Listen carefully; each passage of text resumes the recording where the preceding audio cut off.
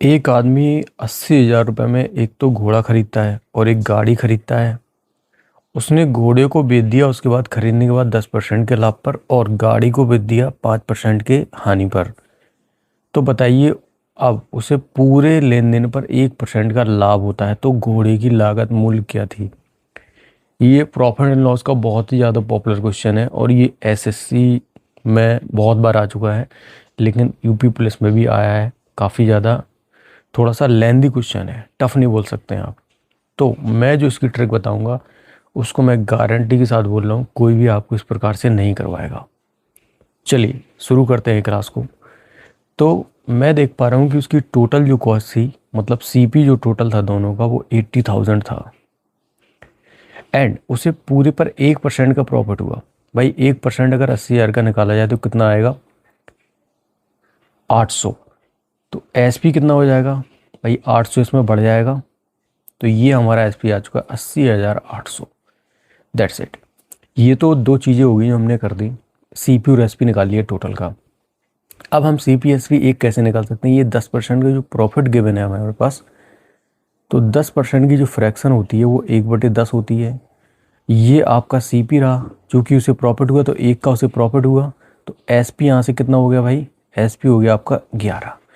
तो यहाँ से सीपी और एसपी का जो रेशियो आया वो 10/11 आ गया। ठीक है। अब यहाँ पर एक उसने जो गाड़ी है ना उसको 5% की हानि पर बेचा, तो 5% की जो फ्रैक्शन होती है वो 1/20 होती है। अब यहाँ पर हानि पर बेचा मतलब उससे एक की हानि हुई, तो सीपी यहाँ पर कितना हो जाएगा भाई? 20। और एसपी कितना हो जाएगा भाई? 20 की खरीदी थी, एक की हानि हुई, तो 19 उसका क्या हो जाएगा? एसपी हो जाएगा। ठीक है, ये हमारे पास डेटा आ चुका है।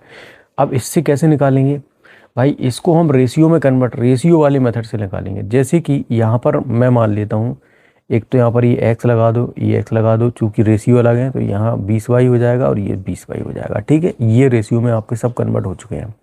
अब हम सीपी वाली जो वैल्यूज़ है उसको ऊपर रख लेंगे और एसपी वाली वैल्यूज़ नीचे रख लेंगे। That's it. और वैल्यू पुट करके देख लेंगे कौन सी से हमारा आंसर आ रहा है। तो ये आपको लेंदी लग रहा होगा, लेकिन जब आप इसको सॉल्व करोगे खुद से तो 5 सेकंड लगेंगे, यकीन मानिए। देखिए, तो सीपी हमारा कितना हो जाएगा? ये हमारा सीपी है 10x। ठीक है। और एक सीपी कौन सा है? ये 20y। ये 20y बटे एसपी कितना हो जाएगा?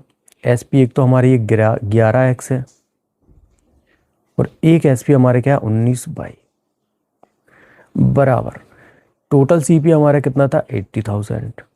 इसको भी हम रेशियो में कन्वर्ट कर लेते हैं। देखिए कैसे, 80,000 को और 80,800 को हम कन्वर्ट कर लेते हैं। 2 जीरो 2 जीरो दो और एक 8 से आएंगे तो 100/8 एकम 8 101। तो 100 कितना आ गया? ये 101। अब सारी चीज़ें हमारी रेशियो में कन्वर्ट हो चुकी हैं। That's it.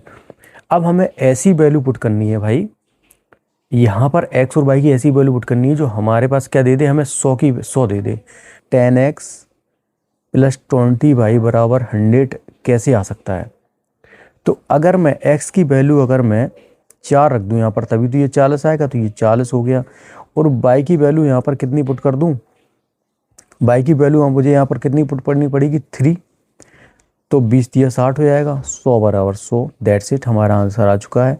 तो हमने पुट कर लिया, हमारी x की वैल्यू आ चुकी है 3 और y की वैल्यू आपके पास आ चुकी है, सॉरी x की वैल्यू आ चुकी है 4, y की वैल्यू आ चुकी है 3। अब आप बोलोगे तो मुझे इसका तो घोड़े का मूल्य पता करना है। घोड़े की लागत मूल्य क्या थी?